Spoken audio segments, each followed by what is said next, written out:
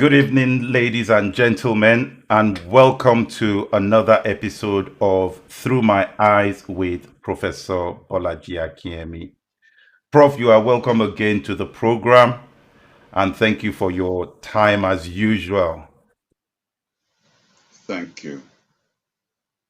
Prof, let me start this program this evening by saying congratulations. Because earlier on today, you were awarded an honorary doctorate of philosophy in international relations award by the Joseph Ayo Babalola University. Congratulations on that, Prof. And how do you feel about such an honor?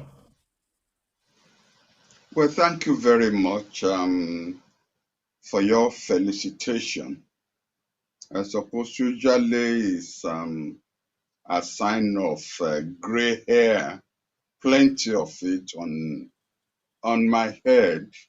Um, but seriously, I suppose the university feels that I've made some contribution to knowledge, um, to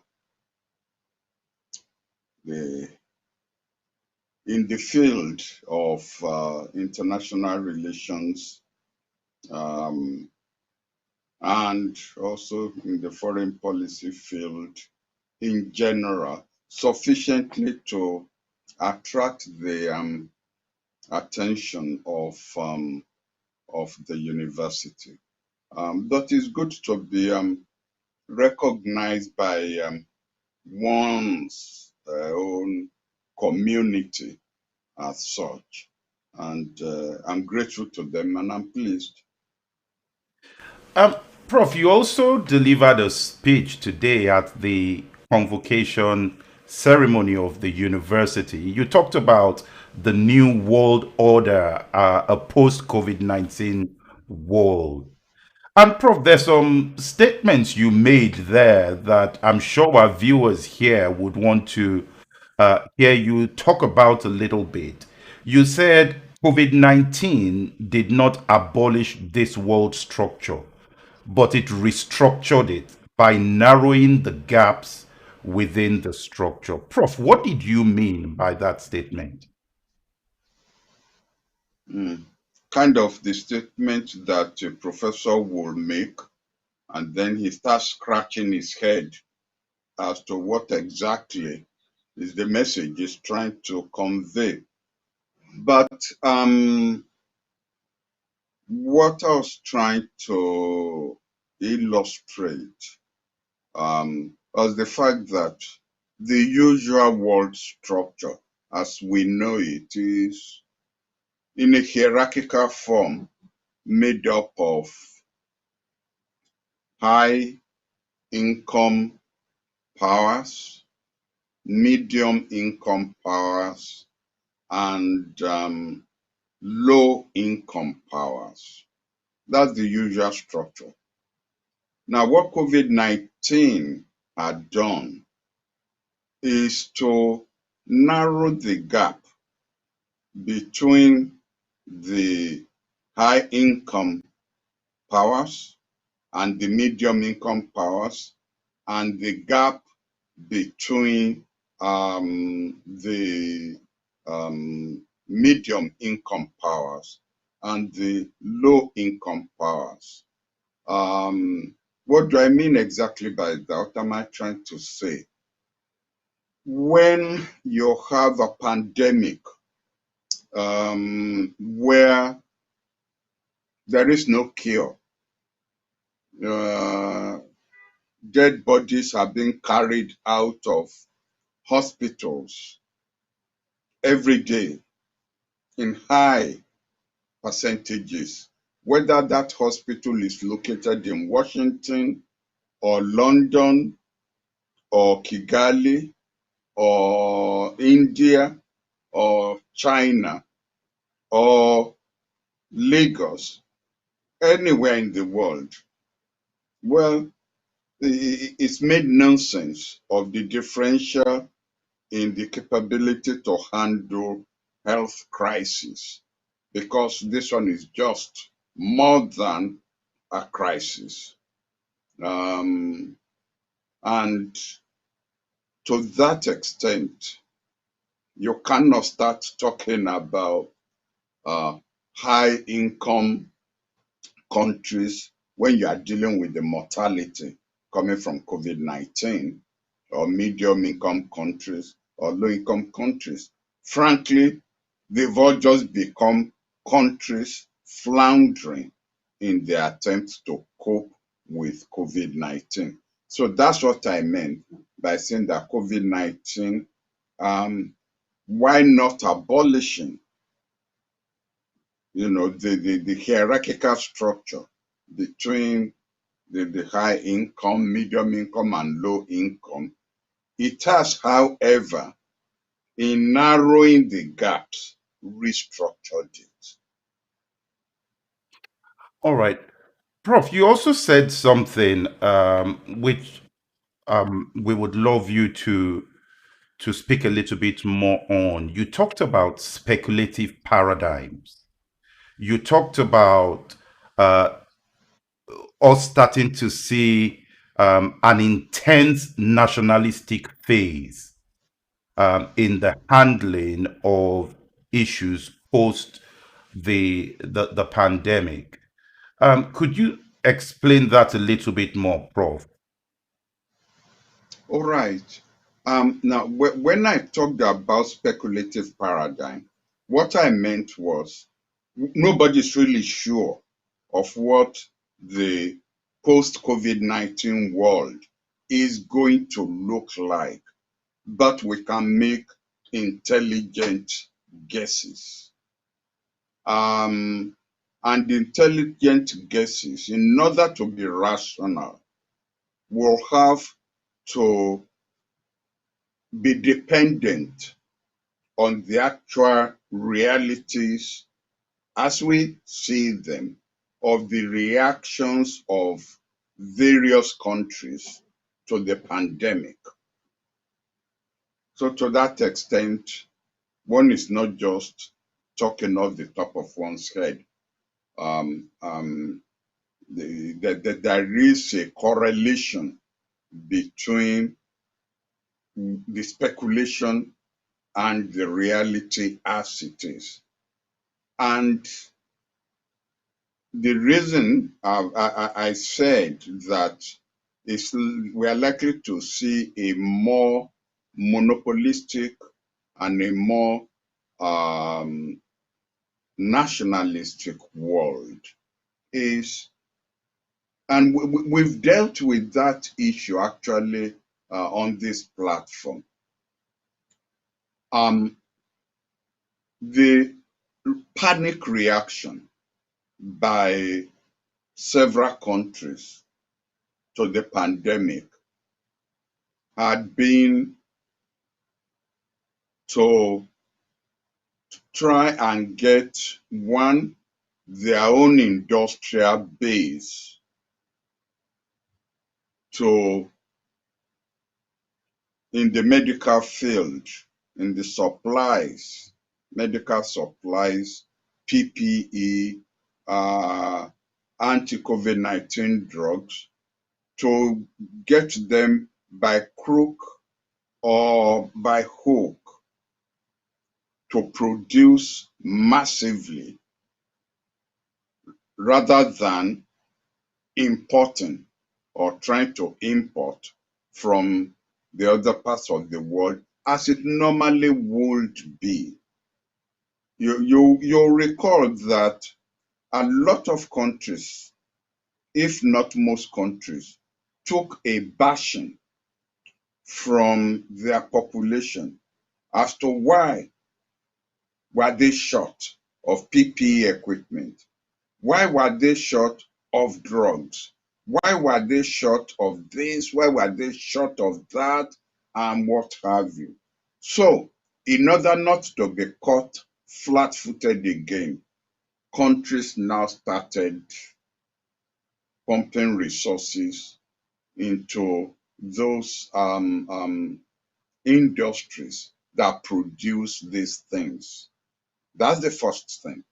The second was to bring in legislation against the export of anti-PPE, anti-COVID-19 drugs, so that as you are producing them, you are warehousing them rather than being involved in international trade in these commodities as you normally would. The third, and it's not all countries, but a few countries try to do this, was to use underhand measures to buy up production of anti-COVID-19 drugs by foreign countries and get them to ship them to their own countries without allowing for the normal terms of trade where, industries can ship commodities to whoever wants to buy them and whoever can buy them. Instead, countries were involved in bribing foreign factories to produce only for the market of these other foreign countries. And so that was what I meant by they were trying to run a monopoly, but a monopoly driven by nationalistic tendencies rather than allowing for the usual international trade based on who needs what and who can afford what. And I was then saying that given what we've seen now, this tendency is likely to continue in a new world order because countries will still be reacting to the pandemic. They don't know when there will be another pandemic. They don't know of what. And so normally goods that you will just import rather than spend your own resources producing, you will actually produce them. Then instead of selling them, you will warehouse them, denying other countries access to them. And we found it in the vaccine, where even when it wasn't certain which of the vaccines will be successful, industrial countries, were buying up in vast quantities, possible production volumes of the vaccine. Of course, given even as it is now, still not sufficient. I believe three vaccines have been approved in the Western countries, not including China and Russia. But even then, they are not sufficient. They have not been produced in sufficient quantities. So the monopoly and nationalistic driven acquisition of the vaccine had been justified. People are now still rushing to produce more and to keep more for their own consumption. And this is why the Director General of the World Health Organization was lamenting a few days ago that while millions of people had been vaccinated in high-income countries, only 25, not 2,500, not 25,000, not 25 million, but only 25 people had been vaccinated from medium and low income countries. So that was really what I meant by a post COVID-19 world order is likely to be driven by monopolistic and nationalistic tendencies instead of allowing market forces to dictate terms and direction of international trade. Thank you for that, Prof. Let's move to the United States and let's start with uh, the farewell speech from President Trump. Uh, we know that Trump had gotten himself into very hot waters from the issues in the Capitol. But was there anything he could have done in that final speech that could have tried to change any damage he had caused? Was there anything he could have said? And was there anything you would have loved to hear in that speech that he said nothing about? Well, actually, I wouldn't have liked him to speak at all. Um, I think, it's a bad class act for 4 years. And I would have been happy if he had gone quietly into, into the night, if he had just sneaked out of town. But then that would not be Trump. Um, the speech lacked class. It lacked decency. It showed the man who who had no confidence in himself except to say, I was right. For 4 years, I did nothing wrong. For 4 years, everyone was wrong, but I was right. Um, I mean, let's not talk about him. I think there is a bright new day in America. I think um, we should just try to forget the fact that it's been a nightmare of 4 years, not only for the United States, but for the rest of the world. There is nothing that redeemed him in that last speech to the nation. Yes, Nothing. Prof. Yes, Prof. Thank you for that. Let's move to the new bright day that we started yesterday. And Prof, I know you would have watched the proceedings of the inauguration. What were your views on that, Prof? Mm. Well, for one thing, I wish the United States will use the same time as the rest of the world. Therefore, their huge ceremonies will not cut into one's sleeping pattern, because at times it's so agonizing. You fall asleep in the middle of something that's going on, and then you wake up with a start, and then well, it's in the middle of something, in the middle of one speech, and so on. But I mean, on a serious note, I think that the expectation was met. The expectation of a new reawakening was met. I didn't expect uh, Trump to grovel. I didn't expect America to grovel before the rest of the world.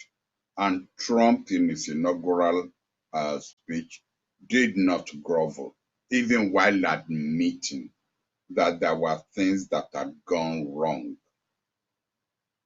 Secondly, I didn't expect a tone of triumphalism, which one normally associates with American politicians. Trump was the worst, but he wasn't the only one who indulges in that sense of triumphalism. Biden avoided that, even while letting Americans themselves and the rest of the world know that America has the capacity to overcome its problems, that it had done so before in the past, and I was confident they will still do so. And that's the third point, that it's good for leaders to come before their people and reassure them, show that confidence that all will still be well. Because it means that the leader himself is demonstrating self-confidence, the capacity to take the country away from its problems, and that he has the solution to those problems. It reawakens within uh, um, within the country. It reawakens in the population, in its citizens, a lighter mood, a confident mood. It reawakens a sense of victory. I once listened to a lecture on medical psychology, where the professor said that more people in hospital die from simply a loss of faith in their ability to get over their illness than the illness itself killing them. And I think that more countries in the world will soar like an eagle if only you could inspire in its people this belief, this confidence that we can overcome and we shall overcome. There are leaders who go around running down their countries, whether at home or abroad, never find any good thing to say about their own countries, as if they're the messiahs. Only they have the panacea to the problems of the country. But in re-emphasizing and re-emphasizing the problems of the country, you are actually pouring ice water on the spirit of your own citizens. And then 6 years, 5 years, 8 years after you've been in office, you will still be groaning on your way out that you are leaving your country as bad as you met it. It's just that the blame, you will keep putting the blame on your people rather than on your own frame of mind. I think that Biden yesterday gave the Americans confidence that they will overcome. And I found that quite inspiring. And I do hope that Americans also find it inspiring. There was a good balance between saying, let's work together, and saying, I will not, and singling out the white militia, the white insurrectionists, and telling them that their time was up, that under his administration, they will not be tolerated. As far as I know, that will be the first time in an inaugural address that, you know, white terrorists, domestic terrorists, will be called out and warned that their time was up. First time in American inaugural history. And I think that bodes well for the United States. Prof, before we leave the topic of the inauguration, there is another moment during that session that has uh, that stood out for a lot of people, and it was listening to the delivery of a poem that seems to have gripped many people, seems to have brought so many people to tears from the comments and the reviews that we've seen. What were your views, and what are your views on the poem, Prof?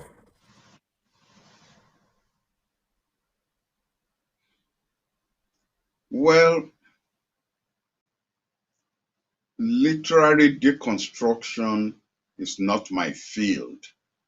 Um, I think this is a question you probably should have posed to Wole Soyinka or Chimamanda Adichie. Uh,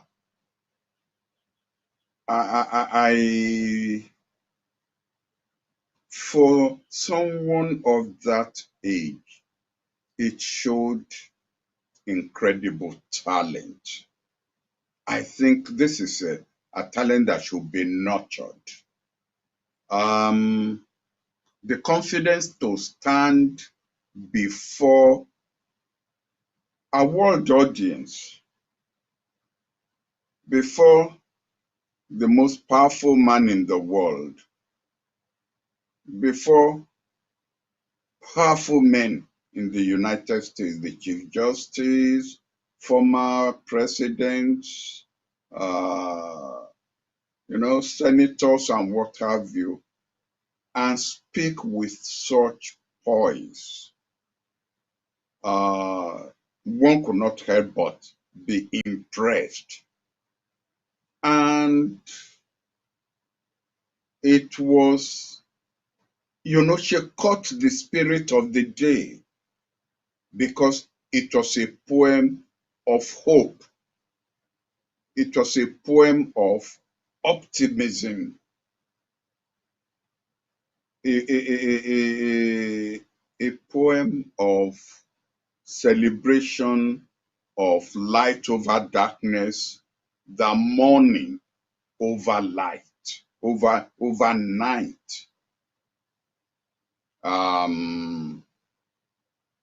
And she got it just right. I hope that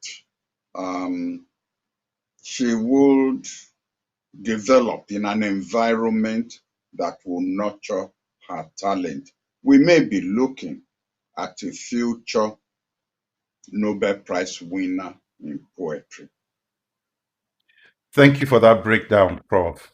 One last question here before we move off from this completely, and that has to do with former Vice President Mike Pence and the fact that he chose to attend that ceremony.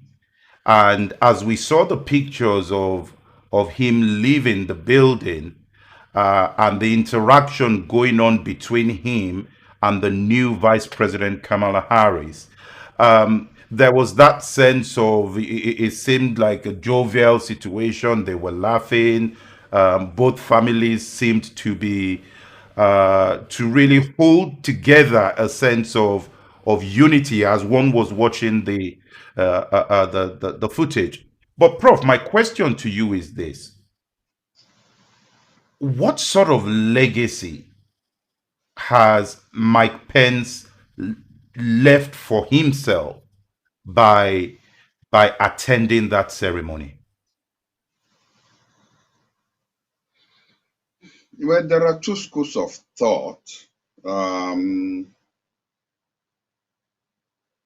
One being that in the 4 years, the behavior of Mike Pence as vice president had contributed to where America found itself in his slavish support for Trump, and that nothing could redeem that, that he should just, along with those Senate leaders and what have you, be held responsible for the damage that Trump inflicted not only on America but on the world.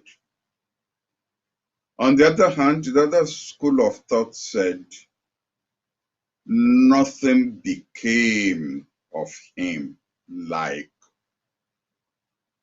the last 2 weeks of American existence, when it really mattered for a man or a woman to stand up and be counted. That in the past 4 years, there was no role really where the views or the status or the role of the vice president made that much of a difference. But that in the last 2 weeks, it was his role that counted, that he stood between the survival of the American Republic and democracy and the failure of the American Republic and democracy. And that he stood up for the Republic and for democracy and for constitutionalism. That he stood like a rock against all the pressures that Trump brought to bear upon him, and that at great risk to himself, even at the risk to his life, he stood up when it mattered to be counted. And that to that extent, he showed the stuff that was in him. I subscribed to the second school, and his attendance at the inaugural ceremony was a sign of decency. It was, yes, he was supposed to be there along with Trump. But what now marked him out was when you contrasted his behavior with that of his boss. Trump had no class. Pence displayed incredible class. Trump had no, there was no humanity in him. Pence showed that he had considerable humanity in him. And to that extent, I doff my hat, even if I'm not wearing any hat now. I doff my hat to Pence, and I hope the future will be kind to him.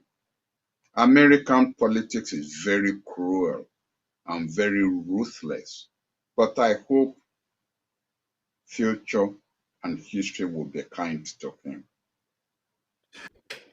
Prof, we can't leave this conversation about the United States and what happened over the last few days without referring to Martin Luther King Jr.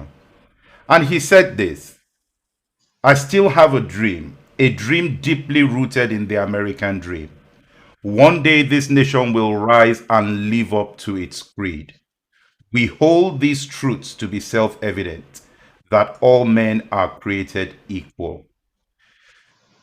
Are those words starting to come to pass in the United States when you consider the number of black people, African Americans, who have been appointed to very senior roles within the Biden administration? Would Martin Luther King Jr. be looking at what is happening now and say, that is what we were fighting for? Yes, um, but within historical perspective, the dream gradually had been coming into fruition, into reality. When you think of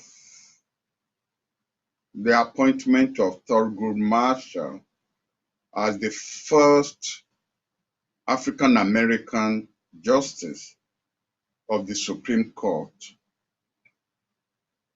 when you think of the election of Barack Obama as the first American president of the United States, he became the most powerful man in the world.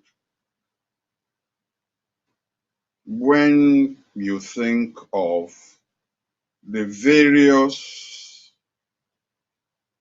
African Americans or people of color who have occupied high positions in the cabinet under Clinton, under Bush the Jr., and of course, under Barack Obama. So you could see the gradual elevation of the realization of the dream. And now this, the election of Kamala Harris as the first female vice president and the first Black Asian vice president, and the massive injection, the massive recognition of Native Americans, Latinas, people of color, African Americans, people of immigrants in the governmental structure of Biden. Then I will say that you are right. Up there, I don't expect Martin Luther King to say we have overcome, but I expect him to turn to the various civil rights leaders of his generation who have given their lives for this cause, or who have come to join him, uh, natural progression of life to heaven, and say, guess what? The dream is coming true. I think I would say that this time, which is amazing. You see, this is really what one is talking about, because in the past 4 years, Martin Luther King probably was saying to all of them, "What did we do wrong? Where did we get it wrong?" It's a nightmare. It's not a dream. And of course, you will expect, Malcolm X and leaders of the Black Panthers who are up there with him saying, "We told you so. We told you so. You thought you had a dream. We told you it was a nightmare." And then he turns to them yesterday and said, "Guess what? I was right. It was a dream. It was not a nightmare." So, I'm emphasizing the need to keep hope alive, the need not to give up, the need to believe that dreams can come true. It does not mean that there are not going to be setbacks. Human progression does not go in a linear upswing.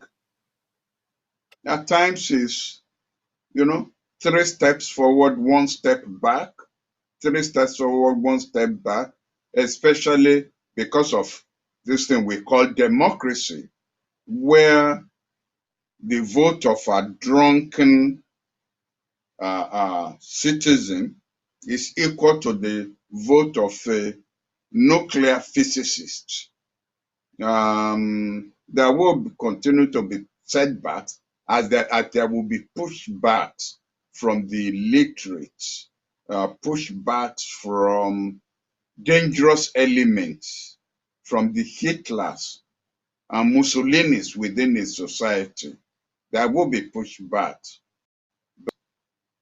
Again, I believe that when there are pushbacks, at the end of the day, we will still be victorious. All right, Prof. Let me move this question to China's immediate response after the inauguration. China imposed sanctions on 28 officials of the Trump administration. Prof, what are they trying to achieve by this? I don't know what they are trying to achieve, frankly, besides just making gestures. Uh, there are people who it. There are people who could call on God to send down the angels, and God will send down the angels. And there are people who call on God to send out the angels, and God will say, "Who are you?" When the United States decides to sanction individuals, it's because the United States has financial institutions through which all other financial institutions in the world go through in their performances as financial institutions, as banks, as trading companies. You cannot avoid them. And to that extent, by monitoring the activities of these financial institutions, the United States can easily freeze or seize the assets of people that they are sanctioning. in the case of China, what will American officials be doing with bank accounts in Chinese banks in China? What? China hasn't got to that stage yet where assets of Americans, especially American officials, will be available to be seized in China. Yes, there will be assets of American businessmen who trade with China, who do business with China, or who are in partnership with Chinese companies who will expose themselves to that.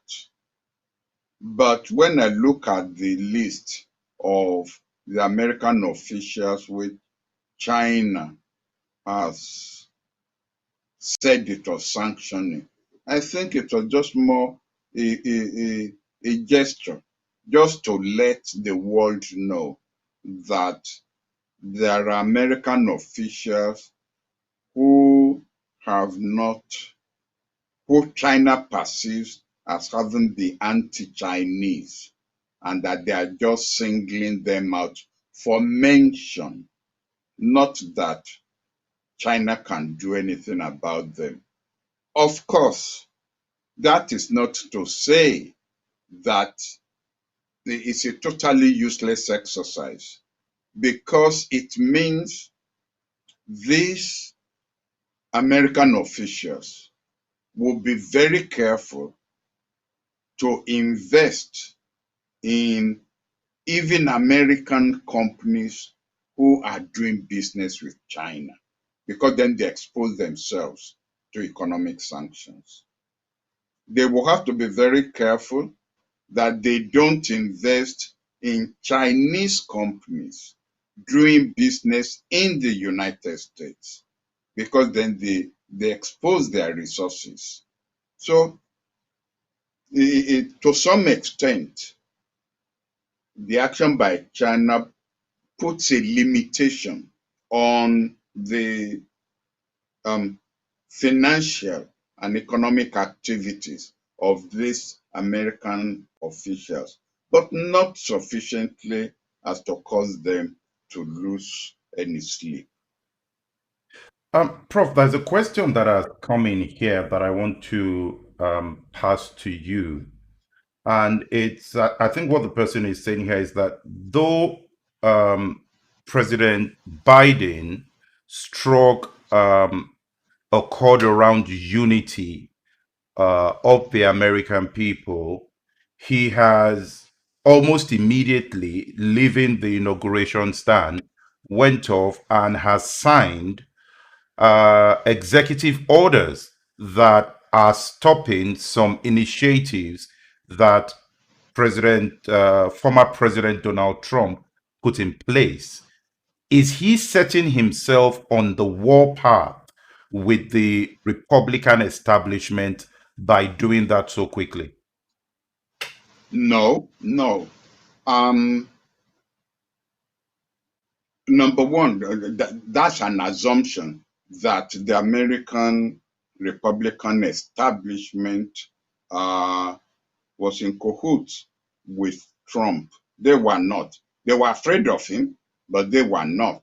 I'm absolutely sure that there were, I don't know how many, but substantial number of the Republican establishment who were happy about what Biden had done.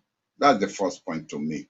The second is when Biden called for unity, I think he was calling for unity of values rather than unity of policies. Of course, he had policies of his own on which he ran and won the election. 78 or 79 million Americans agreed with him and gave him the mandate to go ahead and implement them. That marked the rejection of Trump's policies. You know, one thing that continues to bother me, and it's not even only Americans who say this, is when I even hear it from non-Americans. Oh, don't forget 73 million or 75 million voted for Trump. So what? What is democracy? 78 million voted for Biden. That is a gap of 3 to 4 million, if not more, who supported Biden. So I don't want to continue to hear 73 million voted for Trump, as if it's 73.1 million who voted for Biden. 78 or 79 people voted for Biden. Clear victory. Number two, no matter how marginal the victory may be, the Democrats captured the Senate and the Democrats captured the House of Representatives. I don't know when was the last time that one political party controlled the White House, the Senate, and the House of Representatives. So the Democrats should be very careful that they don't fall into the trap which usually the right-wing conservatives set for the liberals when the liberals win. And I'm starting to see in the behavior of even Republican senators an attempt to hoodwink Biden as if, oh, well, we all won this election. After all, we won 73 and you won 78. The difference doesn't really matter. When you remember what the Republican Party did to Obama's administration, with Biden as the vice president, I think this whole idea of Biden being able to walk, between the aisles and do deals with the Republicans and one, I think it's overstated. It's overrated. As vice president, what could he rescue? He tried gun control legislation. The Republicans made sure that failed. He couldn't get this same Mitchell, whatever his name is, the Republican at that time majority Senate leader, to allow for Obama nominees to the judiciary to be approved. And I'm not just talking about the last one into the Supreme Court. I'm talking about even into lower courts. They blocked it. And now they are talking to Biden about what? Unity? The decency which you did not accord Obama and the Democratic Party, you are now asking for it for yourself. So I think that I hope that Kamala Harris will strengthen the backbone of President Biden, and not just him. What's the name of the majority leader in the House of Representatives, who actually Biden had recognized as the man who won the election for him. I hope they keep close to Biden and prevent him from doing deals with the Republican Party under the guise of being able to walk the aisle and reason with the other side. I've said it since November, since the election, that there is usually a pattern of strategy by the right wing element in the United States of snatching victory from the jaws of defeat by claiming there's a need to do compromises. I think Biden should be strong in facing them down. He's got the votes. He has the vote in the House of Representatives, and if it comes to using the vote of Kamala Harris in the Senate, he should do so.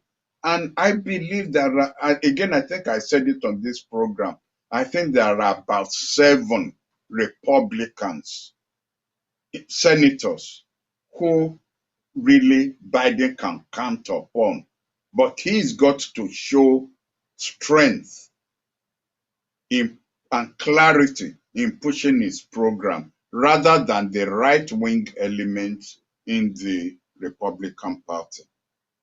Prof, we have about 2 minutes to go, but Oh dear. I want to put this one question to you.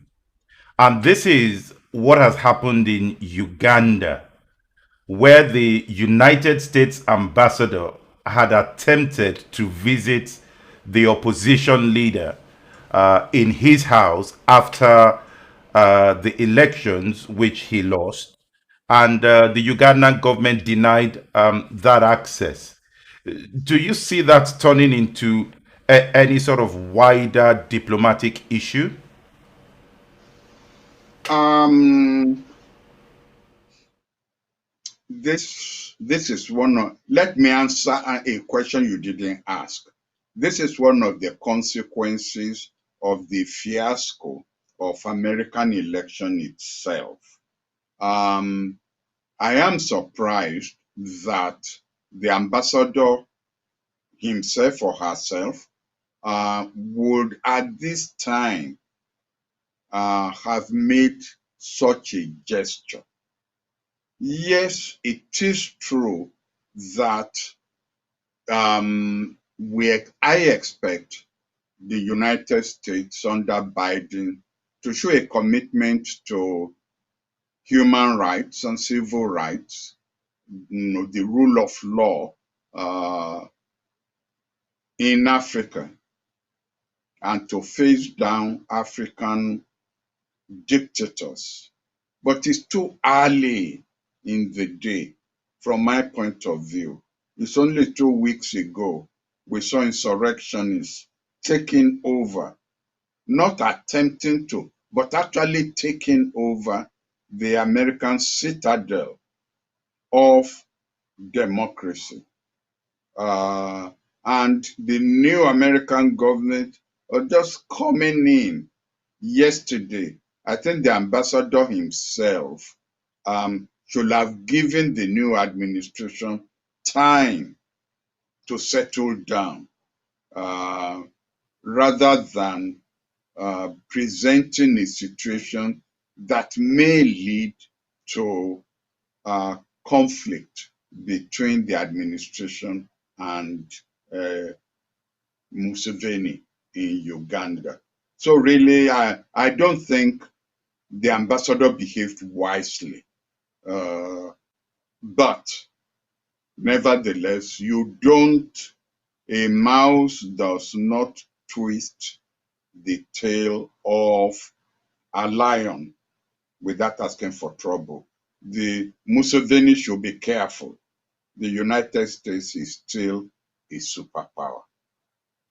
Thank you so much, Prof. We've run out of time today.